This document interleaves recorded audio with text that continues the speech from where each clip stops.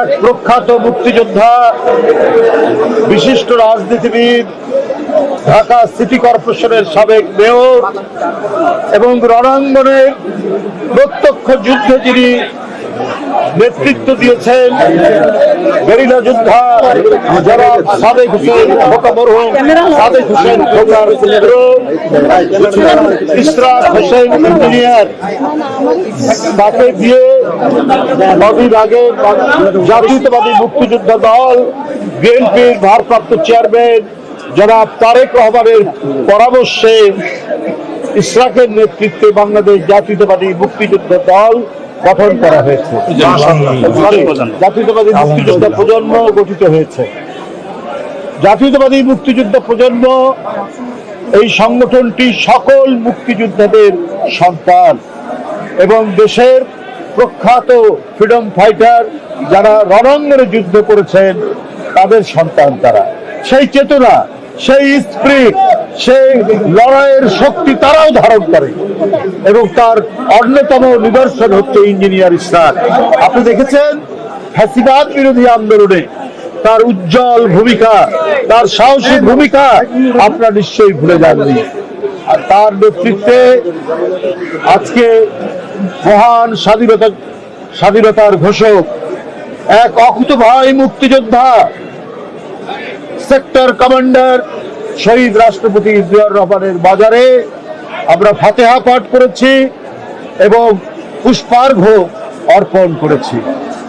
বন্ধুরা, জাতীয়তাবাদী মুক্তিযোদ্ধা প্রজন্ম তারা এই দেশকে গঠন করা, এই দেশকে পুনর্গঠন করা, এই দেশের গণতন্ত্র রক্ষা করা এবং এই দেশের স্বাধীনতা সার্বভৌমত্বকে রক্ষা করার দৃঢ় অঙ্গীকার তাদের মধ্যে আছে। এই দেশে আর যাতে কখনোই ফ্যাসিবাদের উত্থান না হয়, আর যাতে কখনোই বাংলাদেশের স্বাধীনতা নিয়ে সার্বভৌমত্ব নিয়ে কেউ ছিনিমিনি খেলতে না পারে, তার জন্যই এই মুক্তিযোদ্ধার সন্তানরা তাদের পিতার মতো বুকের মধ্যে সমস্ত শক্তি ধারণ করে তারা কাজ করবে, তারা লড়াই করবে। এই অঙ্গীকার, এই প্রত্যয় তাদের মধ্যে। আপনারা দেখুন, শেখ হাসিনা ক্ষমতায় থাকতে কত দেশ বিরোধী কাজ করেছে, কত দেশ বিরোধী চুক্তি করেছে। বাংলাদেশের বিভিন্ন বিদ্যুৎ কেন্দ্রগুলি যেগুলো কয়লা দিয়ে চলে, তার যা দাম তার চাইতে বেশি দামে তিনি চুক্তি করেছেন আদানির সাথে। আদানির সাথে তিনি চুক্তি করেছেন যে কয়লা পুড়িয়ে যে বিদ্যুৎ সরবরাহ করবে আদানির কোম্পানি, সেটার জন্য প্রতি 2 বছর, এই 2 বছরে 14,000 কোটি টাকা বাড়তি টাকা দিতে হয়েছে। অর্থাৎ অন্যান্য যে কয়লা পুড়িয়ে যে বিদ্যুৎ উৎপাদন হয় তার যে খরচ, সেই খরচের চাইতে এত গুণ টাকা, অর্থাৎ 14,000 কোটি টাকা দিতে হয়েছে 2 বছরে। কারণ শেখ হাসিনা ছিল নতজানু, শেখ হাসিনা ছিল দেশ বিরোধী, শেখ হাসিনা দেশের স্বাধীনতা বিক্রি করে ক্ষমতায় থাকতে চেয়েছে। তাই জনগণের টাকাকে সে মনে করত নিজের টাকা, আর সেই বেশি টাকা দিয়ে সে বিদ্যুৎ নিয়েছে। বন্ধুরা আমার, তাই আমি আপনাদের সামনে বলবো যে এই রকম ফ্যাসিবাদের আর যাতে উত্থান না হয়।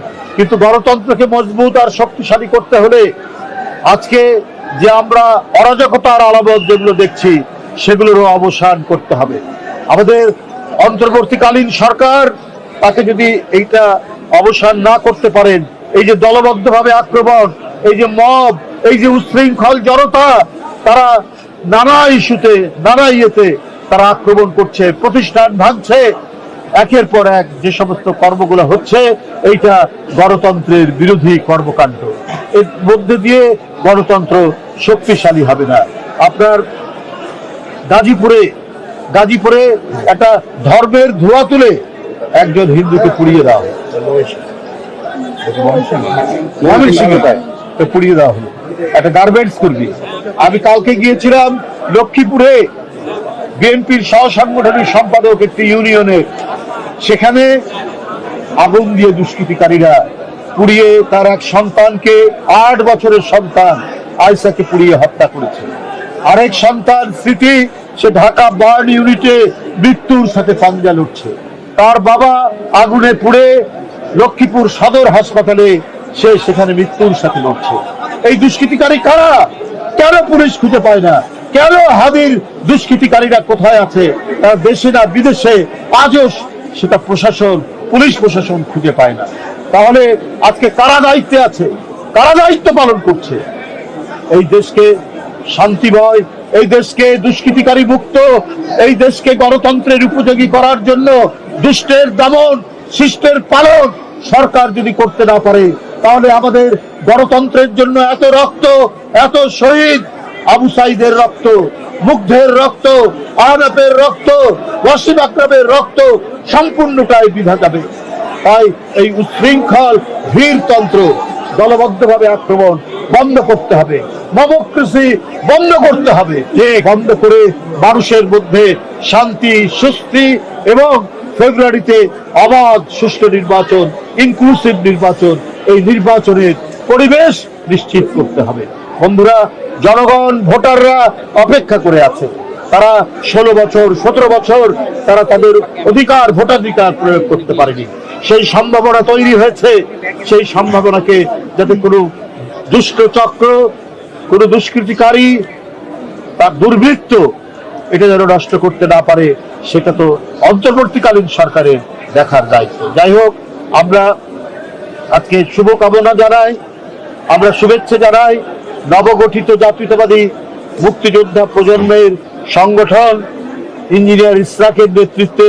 এটা আরো গতিশীল হবে, এটা আরো বিকশিত হবে, কারণ যত মুক্তিযোদ্ধাদের সন্তান নিয়ে যে সংগঠনটি সে গড়ে তুলেছে, কারণ সে নিজে একজন সংগঠক, অত্যন্ত গতিশীল তরুণ নেতৃত্ব, সুতরাং তার নেতৃত্বেই এটি আরো বৃদ্ধি বিকাশ হবে। এবং আমি তাদেরকে আশীর্বাদ করি, তাদেরকে দোয়া করি, ইনশাআল্লাহ তারা সেই কাজটি করবেন। তাদের অভিভাবক হিসেবে জাতীয়তাবাদী মুক্তিযুদ্ধ দল, উলফাত ভাই আপনারা সবাই জানেন, উনি একজন ঢাকার প্রখ্যাত মুক্তিযোদ্ধা, নিজের ভাই শহীদ হয়েছে যুদ্ধ করতে গিয়ে, ওনার আপন বড় ভাই শহীদ হয়েছে, একটা বিখ্যাত শহীদ পরিবার, মুক্তিযোদ্ধা পরিবারের সন্তান, তিনি মুরব্বী হিসাবে তাদের উপরে থাকবেন। অতএব এটি অত্যন্ত, আমি মনে করি একটি সুন্দর সংগঠন, একটি শক্তিশালী সংগঠন হবে সব মুক্তিযোদ্ধাদের সন্তান নিয়ে। আপনাদেরকে আমি ধন্যবাদ জানিয়ে আপনাদেরকে আমি এই দলের ভারপ্রাপ্ত চেয়ারম্যান, তার পরামর্শেই এইটি হয়েছে। হ্যাঁ, তিনি 1 নম্বর সদস্য, মুক্তিযোদ্ধার সন্তান হিসেবে এই মুক্তিযোদ্ধা প্রজন্মের এই সংগঠনে তিনি 1 নম্বর সদস্য। সুতরাং আপনারা বুঝতেই পারছেন এই সংগঠনের গুরুত্ব।